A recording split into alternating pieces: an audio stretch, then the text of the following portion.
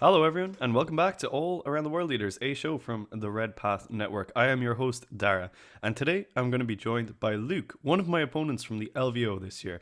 We're going to be talking about his attitude towards competitive and narrative gaming and how we can all learn a little bit about enjoying the hobby more. So grab yourselves a brew, this is going to be a great episode. Let's dive in.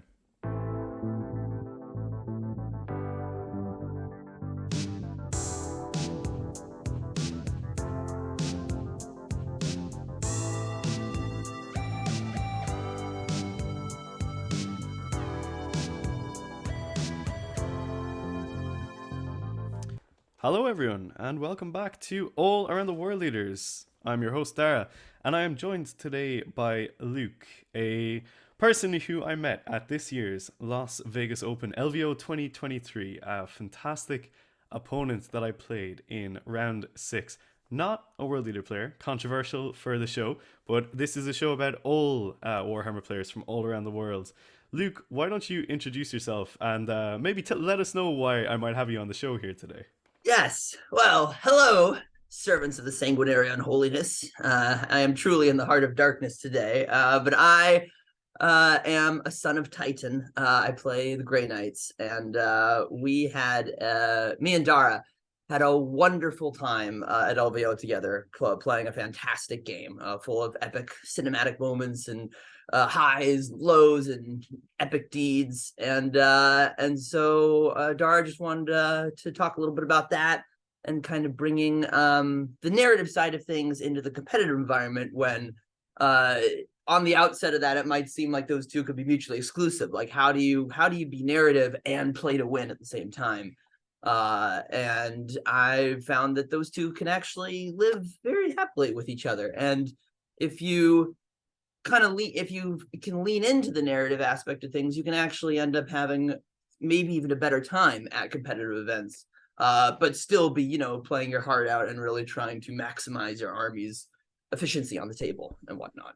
Yeah, 100%. I think actually you hit on something there right at the end, which I totally agree with, which was when you have that narrative element going in your games, you can still have a lot of fun from a loss, right?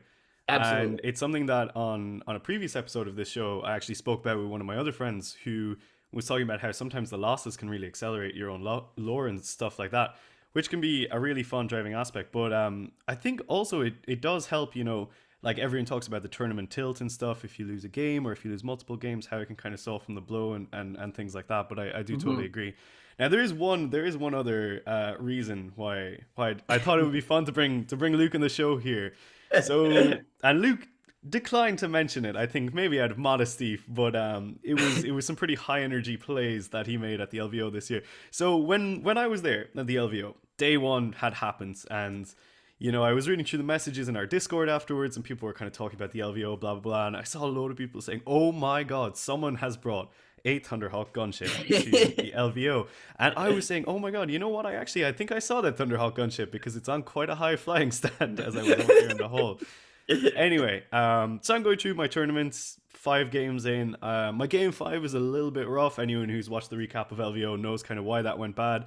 But I'm not feeling at my best, we'll say. And I go into game six, and I'm kind of like, you know what? I'd love to just end the tournament with a really fun game. And I check BCP, and I see that I'm playing Grey Knights, and I'm like, oh, okay, cool. Like I've never had a bad game against Grey Knights. That's fine.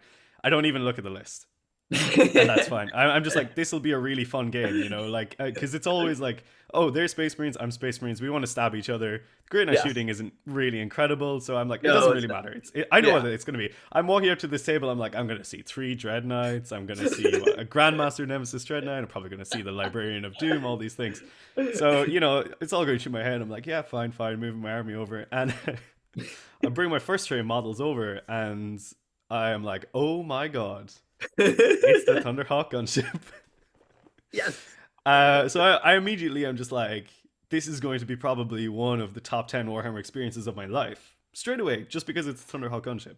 But then I get talking to Luke, and the vibe that I get straight away, I'm like, this is going to be one of the best games of Warhammer. Not even top 10. This is going to be like top three because this guy is like in the zone, like straight away. Like, tell me about lore. Facing off in this like, oh, it's like chaos versus Grey Knights, and not only that, it's World Leaders versus Grey Knights, and we're playing on the Orc board as well. So we're like, it's like Armageddon and all that Yeah. stuff. It was just awesome, and you really brought me into that game, Luke. In terms of like engaging me with the lore of what was happening, and I really really enjoyed that. It actually like it was already going to be an amazing game, and I'm sure without those elements, it would have still been tons of fun. But the narration of what was happening as it was happening, and we'll kind of get into that more as we touch on it. It really like brought my enjoyment for the game like to the next level. So I think in terms of like actually making the game more enjoyable for yourself, but also for your opponent, I think it went a really long way for doing a lot of stuff for me as well, which was brilliant. But the real question on my mind right now is, and we'll get to like your armies and everything later, but Yeah. what possessed you to bring a Thunderhawk gunship to the LVO? Because there is a certain type of energy needed to make that play. I think it's up there with our friend who brought the 3 greater brass scorpions to the LVO as well. Dude, that army looks that was amazing. I mean, it was awesome, right? Yeah. And for the record, Luke was the only loyalist to take I part was. in our I was Sunday RTT as well, where it was like Luke versus all the world leaders at the LVO. I was a stranded Grey Knight strike force trapped on a horrible demon world, and I had to purge my way across the planet. Sadly, I didn't get very far. It was a short purge. But, Look, the Thunderhawk, it had to make an emergency flight to orbit. yeah. We had to get out of there. But what made you bring the Thunderhawk? You know, like I can't wait to find out the answer to this. Oh man, well, I mean, there's so many things. I mean, first like rule of cool. It's like, and I think rule of cool is, it can't be overstated about how you can get the most out of this hobby. Is you follow whatever like lights a fire in your soul, and it was like, oh my god, I think that thing is like amazing, like, and you bring it and you use it, and it doesn't matter what the hell kind of stats on the table it has. If you bring the thing that makes you excited to be in this hobby, that's how you really get the most enjoyment out of it. So I really strongly believe in that. And then I also really like to try out, like, in any kind of like list building or deck building thing, whether it's like Magic the Gathering or Hearthstone or Warhammer, I always love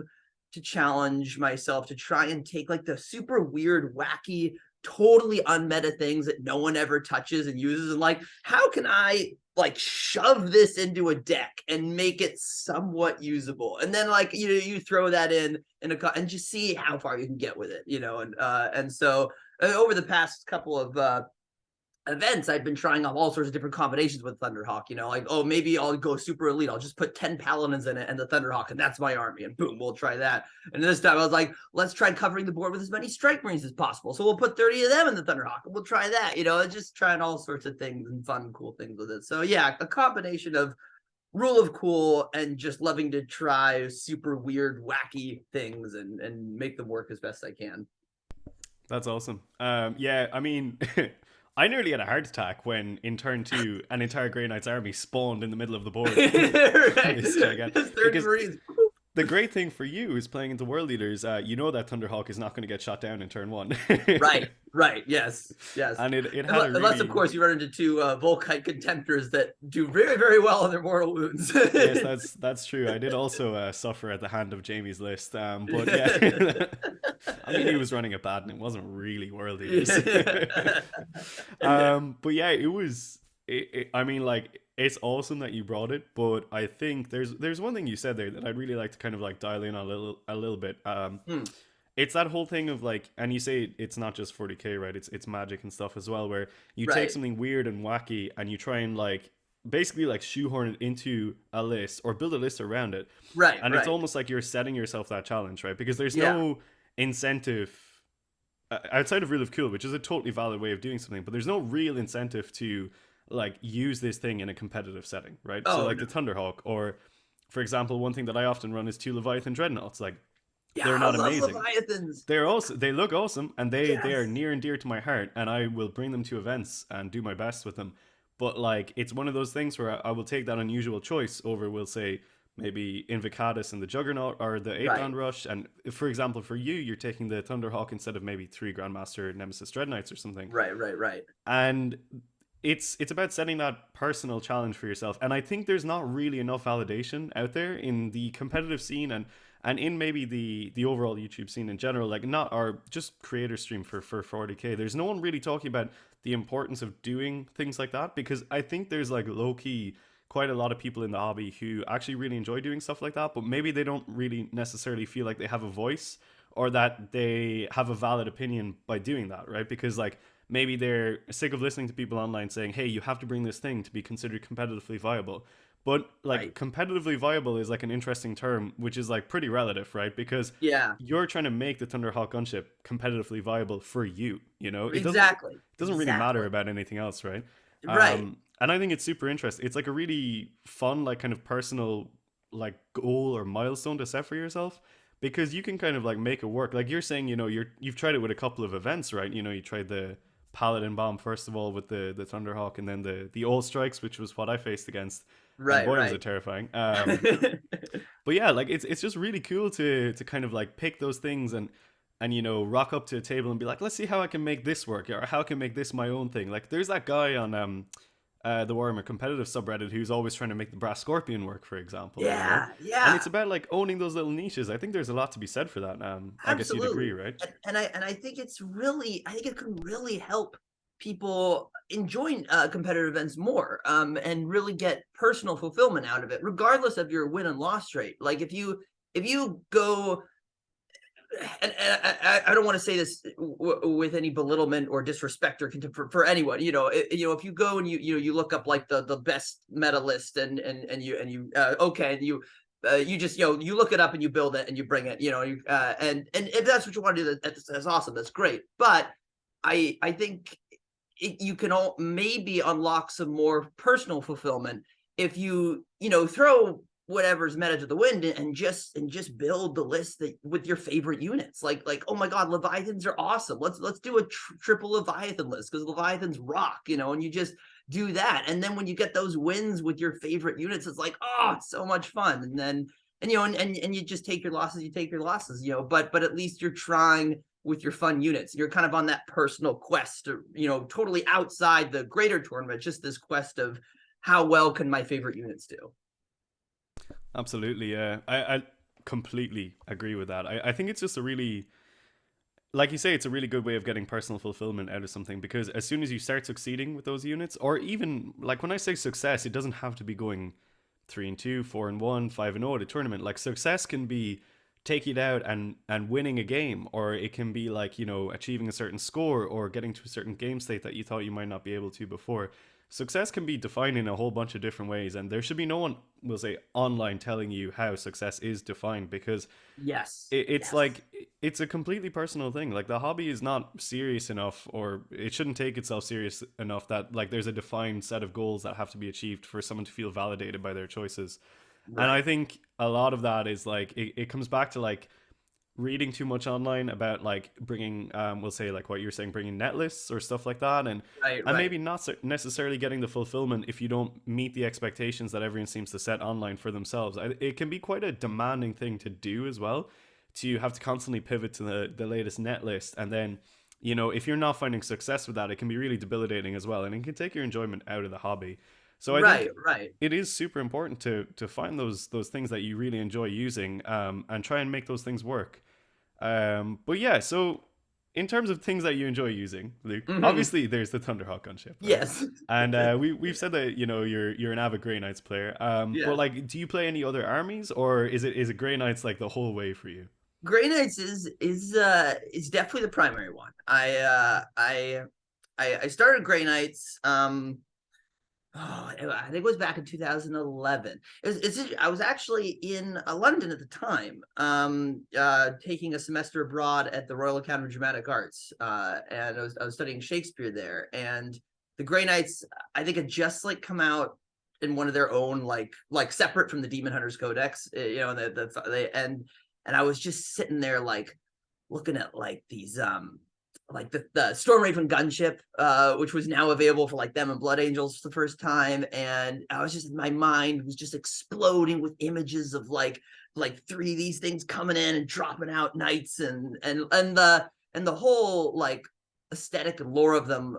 Like I really, because I'm a huge Star Wars fan, and they totally grabbed me as like 40k Jedi Knights, because they got like the the Nemesis Force weapons are totally like I mean, that's what lightsabers. they are, right? That's the Right? way No, I've yeah, they always can seen all Grey use the Knights. It's warp, just which like is the the Jedi in force. No, 40k. it's like the perfect analogy. And so I was totally sucked into them. And yeah, so I've just been on the Grey Knights train ever since. And I definitely branch out into other things, but I'll always I'll be halfway through something else and I'll be like, well, wait, I've never tried out this unit combination with them yet. And then I'll have to go back and I'll have to build something more for my Grey Knights. And so yeah, so Grey Knights is by far the main thing. I do have some Farsight enclaves with the Tau, because I love Commander Farsight and that whole lore.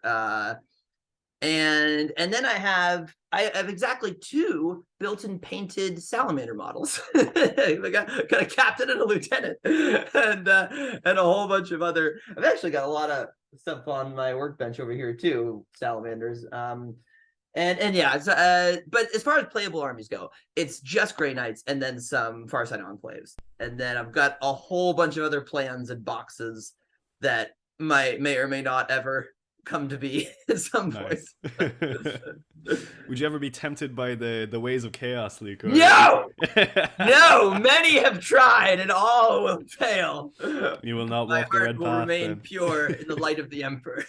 That's fair. That's fair. I admire that a lot. You know, like a strong sense of belief. But chaos finds a way. It always does. It always does. I am like awesome. a Grey Knight myself. I am incorruptible. We'll find a way. We'll find a chink in that armor. Wicked. So yeah. So obviously you've been playing Grey Knights for quite a long time. So when I say competitive now, I mean that in the sense of attending tournaments or whatever. Yeah. But have you always played them in a competitive manner, or in terms of the way that you kind of work towards competitive, or is that a more recent thing for you? No, for competitive is very recent for me.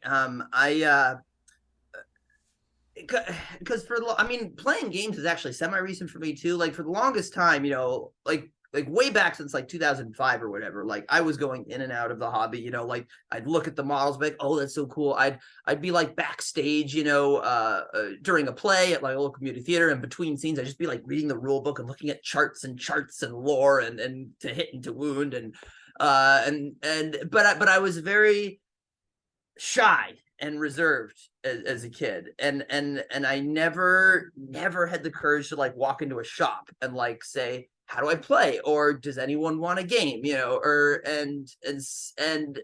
when I was in London, I almost went into the nearest Games Workshop. I looked it up and I was like, I have my Grey Knights, and I was like, but I couldn't do it. I was too scared. So I never went. I think that's a thing that a lot of people will relate to, right? Though it's just having that difficulty making that connection when you're around that age. It seems such a huge, scary leap to go into this giant world that you so far know very little about. You haven't experienced it, and there's all just these big wise veterans and strange you never met. It's the whole thing. And so so it's just me with spray cans playing myself, doing things, and then about 2018, so just a few years ago, it was one of these things where I got into the hobby, because you get in and out of the hobby, in and out, and it was one of these moments where I just, for some reason, I just started watching bat raps on YouTube, and then I started watching more of them, and then I started thinking about my old Grey Knight models, God damn, I want to do that, and I was like, you know what, I'm a 20-something adult man. I should go into this shop and I should do it. I want to do it. Let's just do it. So I was like, if I ask for a game, it's actually going to be okay. Yeah, you're right. Nothing terrible will happen. The warp will not spontaneously swallow me. So I did. I went into a shop, my local shop here in Los Angeles, and the guys there were super nice, and I started playing, and then I was in. Then I did it. Once I made that leap, that I was in it. But that was only 2018. So that was only I don't know, 5 years ago now. And so that really, I've been in the hobby for, I don't know, over 10 years now, or 12 years, but admiring it from afar, not you being an active member of the community. But so now I've only been really playing actual games for about 5 years. And then I only started playing in competitive events. I think the first one was in the Seattle Open of 2001, I believe. And basically it was just me like saying, you know, it was another thing to try out for me. I was like, you know, I'm really a more casual, narratively focused player, you know, but it's always good to like kind of turn on that other side of your brain, that like more competitive, tactically minded side, and say, hey, you know, and like and that drive of how well could like a crazy narrative list like a Thunderhawk do it at one of these crazy with all the big bad meta people there, you know, like it probably get smashed, but I don't know, maybe not.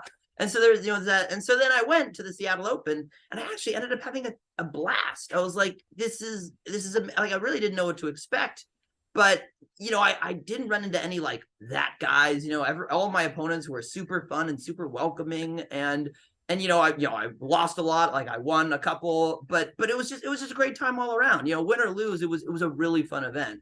And so that right after that, I was just like, okay, I guess I like competitive events. This is great. This is awesome. And so after that, yeah, I just started doing it. Wicked, yeah.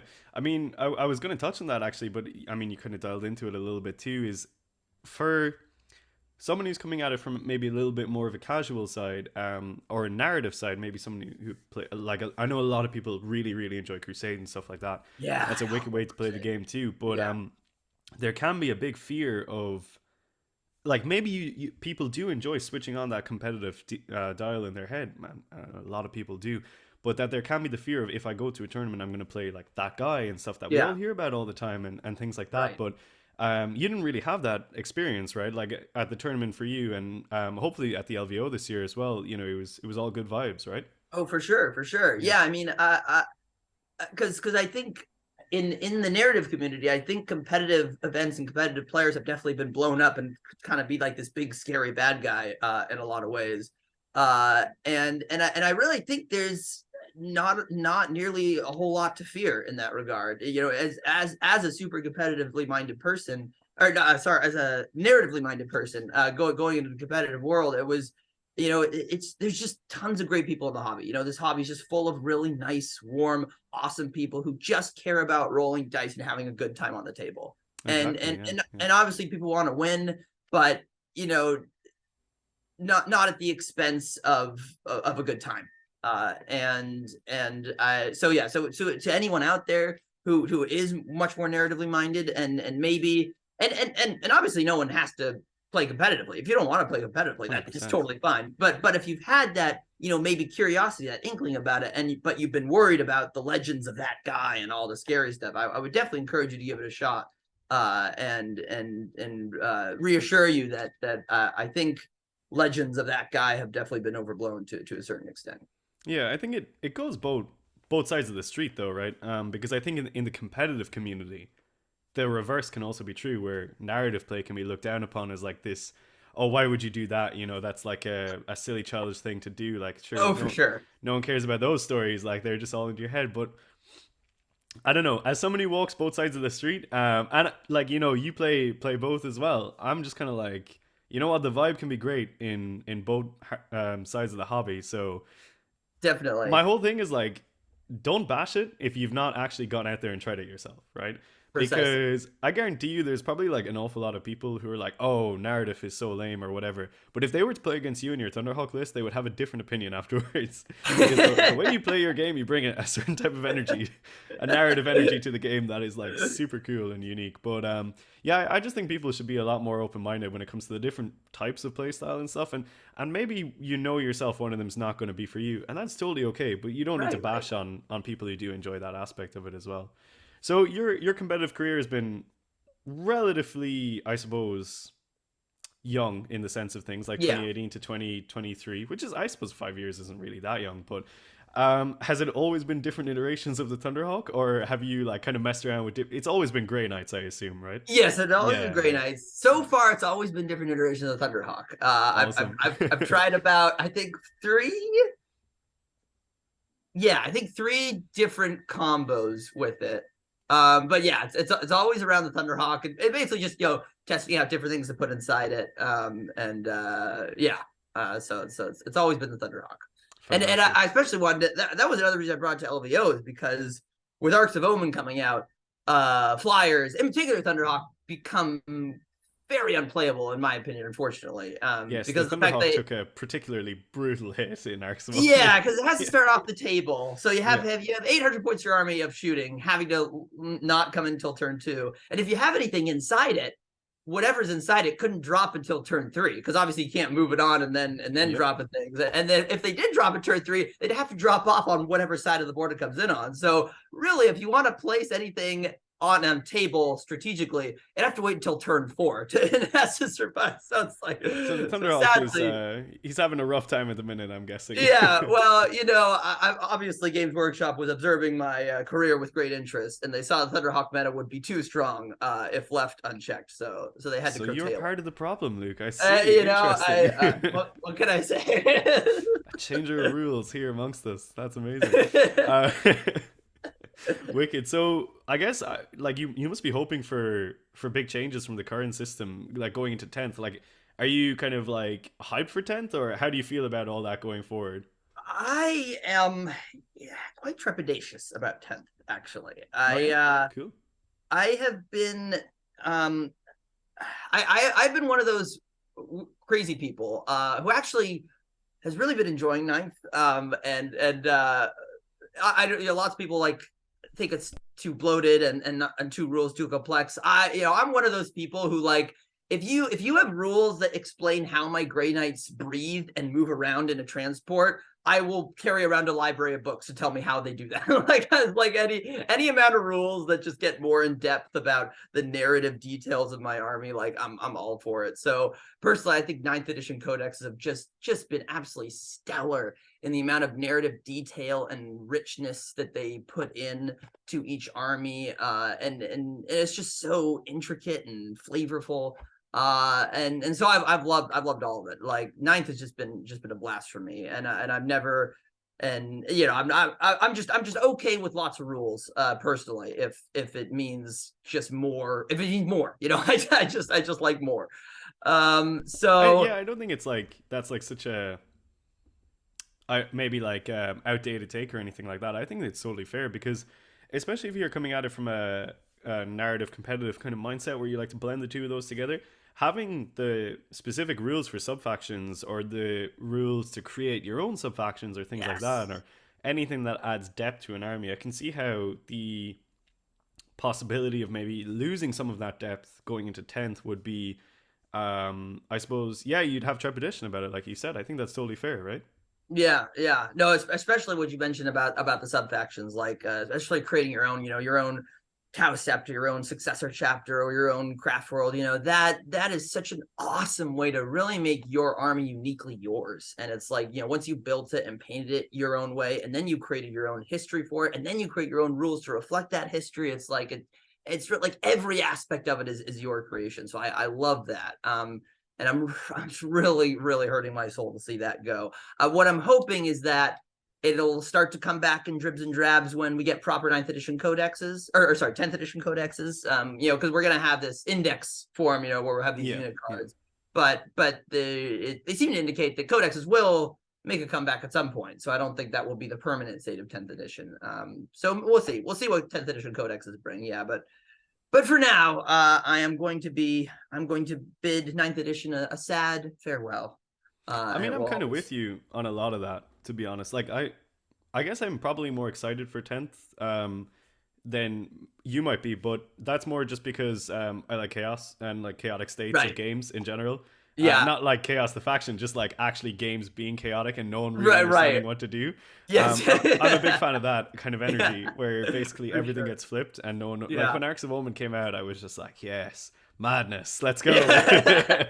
Yeah, So I madness. love the idea of like everything changing for 10th and just no one Yeah. knowing what to do. But like in the sense of, I understand why things like sub factions and deeper rules are going away. Like I understand it from a balance perspective, from a competitive perspective, because when there's so many different turning mechanisms in the game already, taking some of those things out that might just like on the surface not be that important in terms of balancing, but like, for the average player might actually be very impactful for them because it's like lore friendly and stuff like that.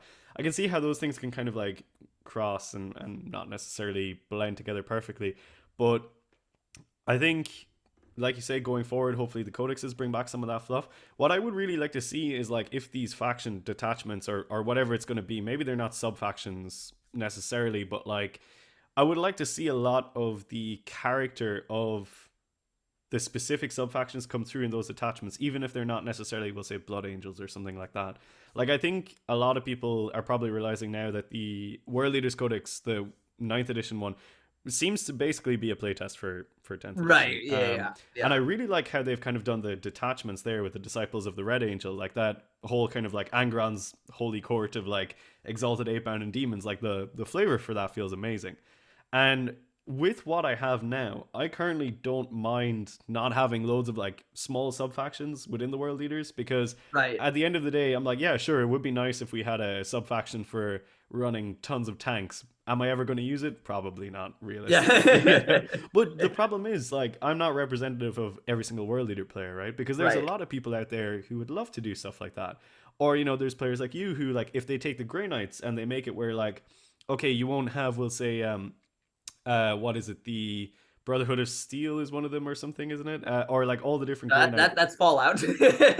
You're right. That is. There's like a Brotherhood thing for. There are 8 brotherhoods. Yeah, Brotherhood of Steel, Brotherhoods are that's what they're Fallout. called. Yeah, but like, you know, there's all the different sub factions within the Grey Knights, and if they kind of congeal them all into one, and then maybe you get like 3 different attachments to represent different aspects of the Grey Knights, it loses a little bit of the flavor. But I think you gain a lot of agency then to make your own flavor within it, where maybe like things that you would have been constrained by before, you're now no longer constrained by, Right. which I think is like Right. interesting too, right? But yeah, it's interesting. I'm curious to see how they balance diluting the overall rule set while still allowing armies to retain originality and also like feel like their own armies, right? I Right. think I Right. echo your concerns there, definitely, for Yeah. sure. Yeah. Well, it's a real shame in the Grey Knights field, particularly, is because the eight different brotherhoods of the Grey Knights have always been referenced in the lore. They've always been a big major presence in the Codex on the lore side of things. We've never had rules for them until ninth edition. We finally got Brotherhood rules. I'm like, oh, this is awesome. And I would have loved to see more, but what we got was great. It's like, oh, we're finally starting to get sub factions of Grey Knights. This is great. And I was so excited to see where 10th and 11th and 12th, extended and flushed those out. But now we're just gonna go backwards, right when we get the Brotherhood rules, which is but we'll see. And and again, I what I am excited for is I'm loving that the majority of people seem to be excited and invigorated for 10th, and I just love seeing the community in that place. Because I know that I was definitely in a very, very small minority of people who were enjoying ninth as much as I was. So I don't even know if it's that much of a minority, though. I think an awful lot of people out there are saying like, oh, I don't like the bloater, blah blah blah. But like, the majority of people that I talk to at events, right? They're like, I'm having fun with the game. The game is brilliant. But like, yeah, the problem is in the online community, people don't make posts being like, I'm having tons of fun. right. Yes, it's true. No one's out there being like, I'm having a great time and let's all talk about it. Everyone's just like, no, I want to complain. And I think that kind of negative mindset or sphere is probably what's actually forcing a lot of this change. That maybe, while there is, I think, some evidence and some truth to wanting to make the game more diluted and simpler, I think like a lot of people are kind of just having a good time. Like, especially Arcs of Omen, probably a little bit more imbalanced than normal, but the previous season, Nephilim, that was brilliant. I thought like that was the closest to a well balanced game that I've ever played, and I don't particularly care that much about balance. I don't really mind if there's like factions up at the tip top or factions down at the rock bottom. Like, it's okay, as long as nothing's like too overtuned. Right. Reaper of Obliterax flying hive turns. I'm looking at but like, I don't really care. It's a game of toy soldiers at the end of the day. For having fun, we're having fun. Exactly. But yeah, I'm hyped for 10th, and hopefully they don't do the Grey Knights too dirty. But I think we will wrap up part 1 here. We're going to come back to part 2 to talk about some really interesting stuff, specifically Luke's crossing over of the competitive and narrative sides of the game and how that kind of works. So tune in soon, folks. That's coming up next.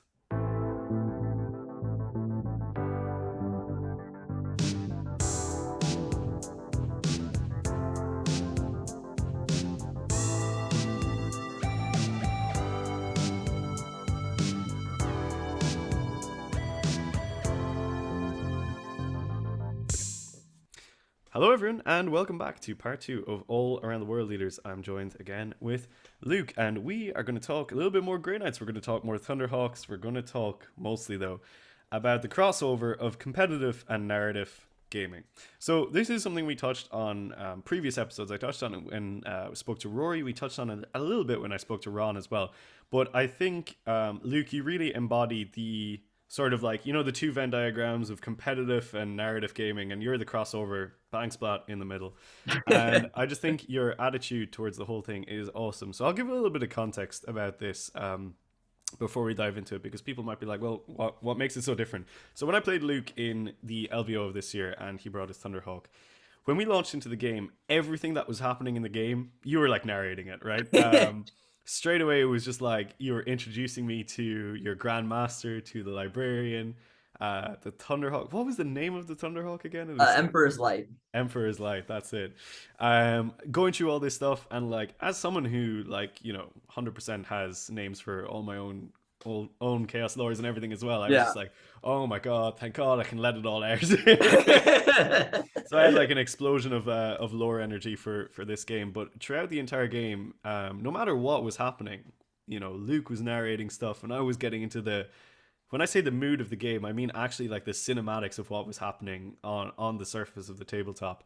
And it didn't really matter, when the game kind of like flipped against Luke and all the Grey Knights were being cut down, because we were like talking about all these epic last stands that were happening, how the librarian was holding off against all these possessed for, as one of the last in the army and things like that. And I really felt like, while on the board, the writing may have been on the wall, that like neither of us really stopped enjoying the game at any moment, because the story continued right up until the very last turn and the end of the game.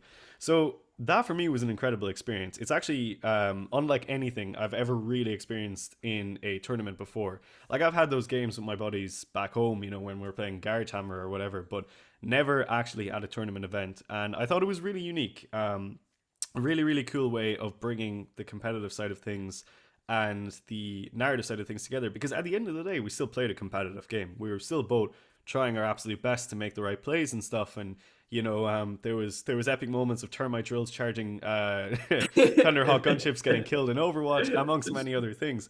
I could go on about that game for hours because it was truly amazing, but I digress. That is painting a picture of the type of game that we played, and why I actually have Luke here to kind of talk about that sort of crossing over of two different aspects of the game. So Luke, why don't you like break down for us, I suppose, the reason why you kind of came about that in the first place, like why it was so important to you to transfer the narrative into competitive and not keep them as separate entities, and then maybe like how it kind of, I suppose, was it always like from the very first tournament you ever played, like that was the kind of energy, or did it develop over time, that kind of a thing?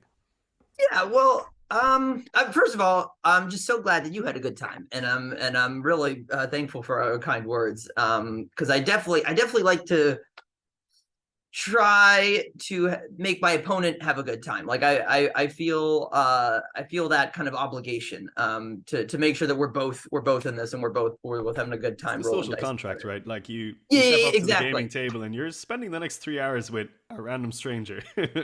Exactly. Like a game of toy soldiers. Right. No, that's exactly it. Yeah, I mean, I don't know if it's so much of a like a conscious choice of like, I am going to take narrative and insert it into competitive necessarily.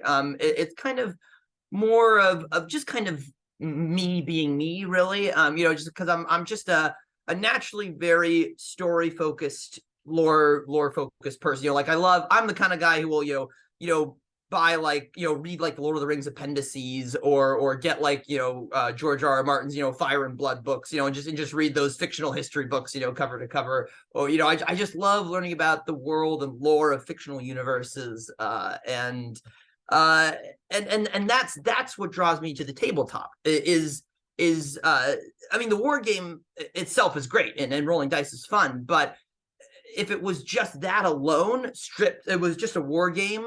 It was just like, maybe like chess with like cool looking models. I don't know if I would necessarily be into the hobby. It's really what draws me into it in the first place is the stories of the 34th millennium and the Horus Heresy and Primarchs and all these like incredibly huge, flushed out world. I want to tell my own stories in that world, and the tabletop is my medium to do that. And I think and I think that's kind of a major contribution to the way I play games is rather than looking at it as a game and my opponent as my opponent, my enemy, my obstacle to winning. It's the game is a story that is yet to be told, and my opponent is my collaborative partner in that venture. Together, the two of us are going to combine our efforts and tell a story that no one else has ever told and no one else will ever tell again. It's going to be a totally unique little vignette inside the world of 40K, and we get to experience it firsthand and participate in it. We don't just get to read about it or watch it on a screen. We get to be in it and portray ourselves as characters in it and role play in it. And that's just what gets me excited about the hobby, is getting a chance to live inside a little story and witness firsthand the incredible moments of, like, a thermite drill being gunned down in Overwatch as it charges at a hovering Thunderhawk, or a demon prince like screaming across the sky while heavy voltage turrets frantically try to tear it down, but it lands on the cockpit anyway and tears out the pilot. Just like all those like awesome moments. It's like that it just, your imagination just starts running wild. And so that's why I really like to play this game. And I think that's just what contributes to the way I do it. Less of a mission to like, I'm going to combine narrative and competitive, and more just a general way of being where it's like, I just can't wait to find out what the next story is. And what next heroic moment will happen, and will it be a valiant defeat, or will it be a crazy victory, or win or lose, like, because that's what you raised such a great point about it, is like, what didn't matter when the game competitively was decided, when it was like, okay, at this point we know who wins, we know who loses, but those are game terms. A story doesn't care about winners and losers in that regard. A story needs to has a beginning and a middle and an end, and it matters, how you get there, and the end is just as crucial as the beginning to the meaning of the story. And so that keeps you in it for the whole game, because like you want to find out what the ending is like and what that means for you and your opponent and all of that. So that was incredibly well put. That was, geez, I got really taken into that again. It was kind of like, war flashbacks going on in my head of the termite trail flying through the air to the thunder. I know, right? just imagine it bursting out of the ground. And it's like flying through the air. Oh, it was so good. And that one tech marine just butchering all my cultists as well. Like, oh, that's right. That's right. Yeah, you teleported all the way to the corner. Yep. He was like, all right, see you later. Cultists down like the whole game, but they were so stubborn. Like, no, we're going to make blood for the blood god happen on this objective. Absolutely. It was incredible, but like, yeah, I think you put it excellently there, where it is about that telling the story and each battle being this. I think the way you said it, a little vignette into the whole environment of 40K is just brilliant. And yeah, you're right. Like, I think if it was just a more complex version of chess, it wouldn't be so interesting to actually play. It's more that we are trying to actively tell these stories, and people are drawn to the factions that they play because they're interested in telling the stories of those factions or reliving Absolutely. them or what have you, rather than people necessarily being drawn towards them to, just have a powerful faction, which some people do in the competitive setting, and that's fine. But like, if you ask people what's their favorite faction, it's typically never a faction like based off our faction's rules, we'll say, because the rules change all the time. It's like, right. I really like the Grey Knights because they're so noble, or like, I really like the World Leaders because they're raving lunatics, or so on and so forth, right? Yeah. Like it varies for everyone, but inevitably everyone always has a reason, like a lore-based reason as to why they actually have a favorite faction or whatever. So I suppose, like, when you take everything that you've just said there, and then you have like a tournament environment, do you go into a tournament like kind of hoping to accelerate the lore? Like, is your lore continuous? Does it move from tournament to tournament and battle to battle? Like, do you have the same characters like going on these campaigns? That's sort of what I do. I kind of like use tournaments as a way to accelerate my own personal lore. But is that the same for you, or is it kind of like, do you step into each tournament as like, this is a new whole new like kind of story and nothing that's happened before matters, or is everything kind of like connected for you? Yeah, like I wish I had like I know some people have like this really cool like intricate history of their armies, and like every like major game is documented and it all connects into one continuous narrative, which is so cool. I unfortunately just have not put the effort into doing that. But I have so much respect and admiration for people who do. I definitely just have kind of this, very loose. I just basically remember what I can remember. Like for example, at the uh narrative event in New Mexico that they did, the grand narrative. I had this really awesome moment where my apothecary Santor actually faced down Abaddon the Despoiler himself, and was the guy.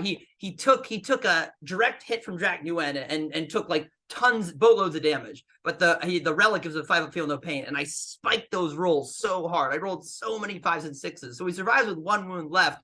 And then Abaddon just has 1 wound on him, so he ends up taking the full hit, barely like pulling himself up, from his knees and stabbing Abaddon with his 4 swords. So like, there's great moments like that where I'll always remember that. That's always going to be a part of Santor's history. The man who faced down the Despoiler himself and sent him screaming back to the warp. So that's And it doesn't matter how much that's going to impact a game, right? Because that is one of the coolest things. And I think if you right. care about lore, right? Making Yeah. plays like that is just so freaking awesome, you know? Oh, exactly. Yeah. So I definitely have this kind of, loose continuum in my head. I think the way you put it, where like if you it could think like a TV show's episodes. And so for me, like a tournament is like a new episode, and it's like, now this new adventure begins, and the previous episodes, previous tournaments are all, vaguely in the back of my mind, and certain really cool moments, like, I mean, the drill Charlie Thunderhawk will definitely always be in annals in my chapter's history for sure.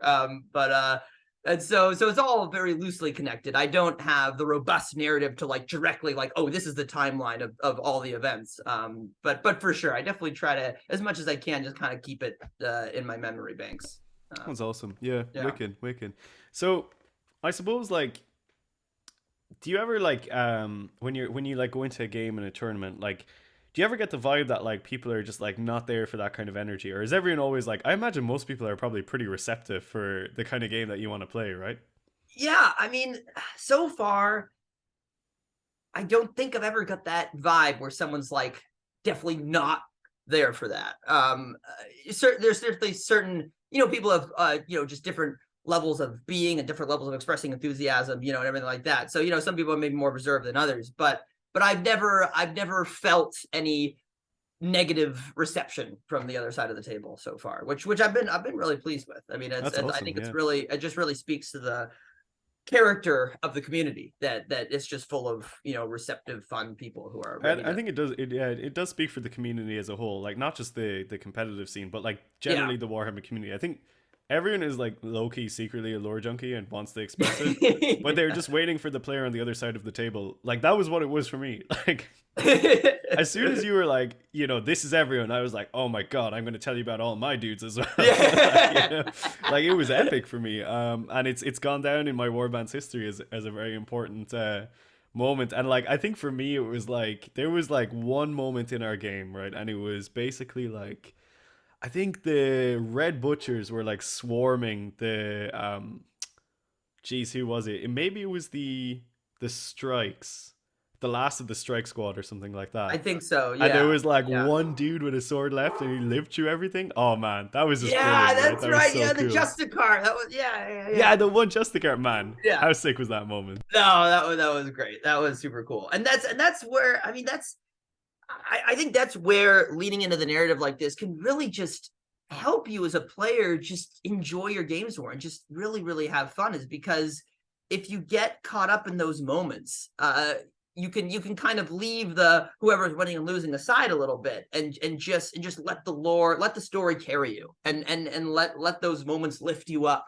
or when there's, because it can really, I think it could really help you with your sportsmanship in general. Like when for like it really helped me in my second game in LVO, where like Actually, yeah, let's dial in. Let's dial in on that for a minute because it's something that I really noticed when playing against you that like your sportsmanship was incredible, yeah. even when like the battle flipped. So like Yeah, let's talk about that one actually for a little bit and how it kind of helps you for that one. Yeah. So my second game, oh boy, I was coming in with such delusions of absolute ridiculous grandeur because I had just come off a really amazing win from my very first game at the tournament. Like the first game LBO, Leagues of Otan, I got like 90 something, and I was like, oh my God, what if I'm the guy that brings the Thunderhawk to the top 8? Could I do it? Maybe it's going to happen. Just one down, 5 more to go. Let's do it. And then The stars in your eyes, you're like, I am actually about to ascend to godhood. totally blinded by the reality of life. But then I get to my second table and it's Tau, and I lose the roll off, so I go second.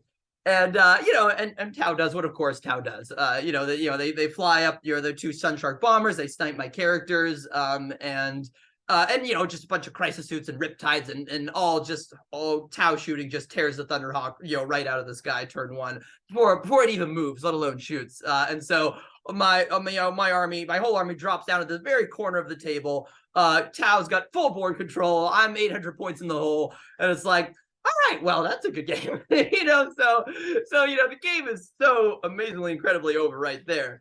But then I'm like, and I'm thinking, okay, well, this sucks. But then you dive into that story. It's like, okay, so what are my Grey Knights thinking right now? Like they've all just, the Emperor's Light has gone down. The strike squads, a Tech Marine Wayland and Apothecary Santor are both grievously wounded, up in the teleporter, and they're just on their own, just 3 strike squads, no command structure, no transport. They're surrounded on all sides by Xenos, and they're all huddled behind this one little building. And this is just the moment where it's like, we have a mission. And we are sons of Titan. We do not bend. We are the Emperor's vengeance. We go out there and we do that mission no matter what it takes. So we end up getting like this epic final moment where I just advance all my guys, and they just come around the corner, and now I have all my guys converted to like running poses. So it just looks really cool. Like these 3 squads of 10 each, and they're just all charging up the table.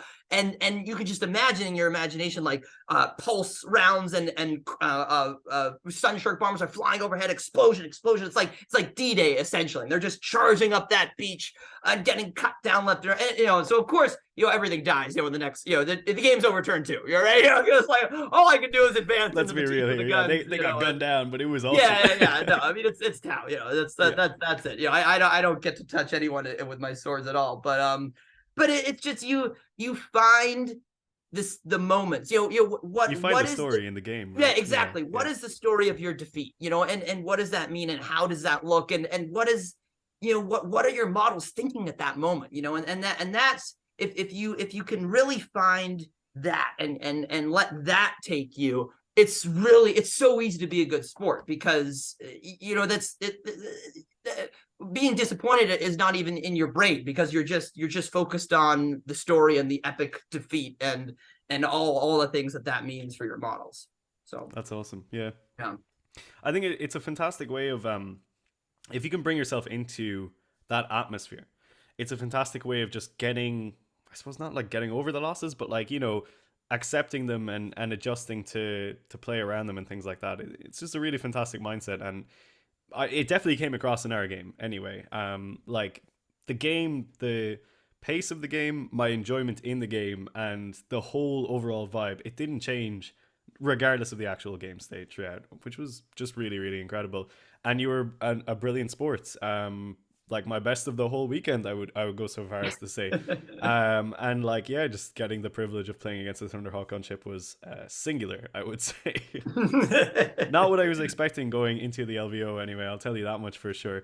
But yeah, so fantastic. That's just really, really interesting. And I think like a lot of people I think a lot of people needed to hear this kind of stuff, right? Where it's basically like, you can play the game competitively. You can go to a competitive tournament. And if you're a bit of a lore junkie, that's totally fine. If you have your story for your own guys, that's totally fine. And actually, it's more than just fine. Like, let your opponent know that you're carrying that energy into the game. Because, like, you don't know. Maybe they actually really want to bring that energy to the table too. Like, for me, it really helped me actually bring out my whole lore and my inner lore junkie, and since then I've kind of brought that energy to my more recent tournament games, like telling my opponents about my cultists Barney and Philip, and how they're like the most integral part of my army. And Yeah. you know, like there was a moment in the tournament I was at 2 weeks ago where I had my Juggernaut Lord, who's heavily converted to have this massive banner. He's like the herald of the war band or whatever. And you know, I was playing it into GSC, and I had a turn where basically the Berserkers and the Acolytes all like kind of murdered each other, and I had a bunch of Berserkers left, and there was like one single Icon Ward, the Gene Stealer cult guy with a banner. He's Yeah. standing out there, and I'm like, you know what I'm gonna do in my movement phase? I'm gonna move, so all my Berserkers just part the way, and the Juggernaut Lord Yeah. like rides down the middle and rides down their banner bearer, because like it's that kind of thing of like, no, no, no, we're the ones who plant the flag here. And that for me was Absolutely. like, and my opponent was like, that was so cool. And I was like, yeah, man, it was. Like, I really care about like this guy's story and stuff and carrying it forward. So like, you know, seeing you like project that energy like in our game has made me like go on to project it in my games. And I've had people pick up on it too. Like this same Gene Stealer cult game, like he was telling me like, oh, you know, I've like themed my cult after like High Fleet Behemoth, and that's why they're all painted this way and stuff. And I was like, Yeah. that's amazing. You should tell more people that, you know. Yeah. And like it's just I feel like spreading that energy around the community. It needs to be done because people are too like dialed in on like competitive meaning a single thing, meaning having to be like lasered in on the table and like super focused and stuff. And in my episode of this show with Ron, like we spoke about how like you can have a really casual competitive game, and this has been about how you can have like a narrative competitive game. And I just think Right. it's like it's super interesting to pull all these people from the community who go to tournaments but don't necessarily play tournaments the way that everyone thinks that tournaments are played, right? Right. Right. Right. Right. No, for sure. I mean, it's like narrative and competitive, and because we were talking about earlier how there can definitely be some antipathy and antagonism between the two you know, it's like the narrative players and the competitive players, and you know, one thinks the others are big, bad, and scary and win at all costs, that guys, and the other thinks the other bunch of wimpy, nerdy people who don't realize this is a game and games are about winning and losing, and you know, and all that stuff. And I think if we can all just, you know, really find where there's so much common ground between that, you know, there's the, you know, there's, you know, because winning and losing, you know, has narrative impact and narrative import, you know, but it's not like winning and losing in terms of game terms, but just in terms of the world of Warhammer, and what, you know, if you lose this game, does that mean all civilians you were holding out for don't evacuate? Does that mean they're all slaughtered? You know, it's like, so building up narrative stakes in your mind about, you know, what that means, and you know, and trying to win for them, you know, for the civilians you're trying to get to evacuate, you know, but Yeah, you winning in can a, really push that. Like I mean, even yeah. in my own headcanon, like my own greater warband or whatever, my losses eventually caused my Chaos Lord to become a demon prince, right? So you know, Oh, it's like you so can cool. push that whole Yeah. ideology of like what does it mean? What's the Right. greater like sphere happening around this whole thing? How does that happen, you know? And I think a lot of people actually just should think about doing that more, you know? It's a lot of enjoyment to be had in it. Absolutely. 100%. 100%. Awesome. Awesome, awesome, awesome. Well, I hope it's been an enjoyable show for everyone. I think we're going to probably wrap it up around here. Luke, is there anyone that you want to shout out? Anything in particular that you want to let people know where they can find you or anything like that? Or just happy enough to Oh, be here? well, you can't find me anywhere unless you happen to be in Los Angeles. You know, well, I always love rolling dice. But yeah, no, I have no presence on the internet, as it were. But thanks for having me, Dara. This is a great time. I'm so happy that you had such a great time, and I loved hearing that you kind of took some of my energy, and where I'm starting to just pass it around, because that just warms my heart tremendously. I mean, And to be honest, I think it's an important type of energy to pass around the community, you know, so we can all have a better time on the table. And that's kind of what like I'm all about. It seems like you're all about it too, you know, the a good vibe for the community as a whole seems to be the thing. And like it was a just a fantastic game, a real pleasure to play against you. And I know Jamie played against you the next day, and yeah. he said pretty much the same thing. Like he came to me straight away afterwards. He was like, "We got to get Luke on the channel." And I was like, "Yep, yes we do."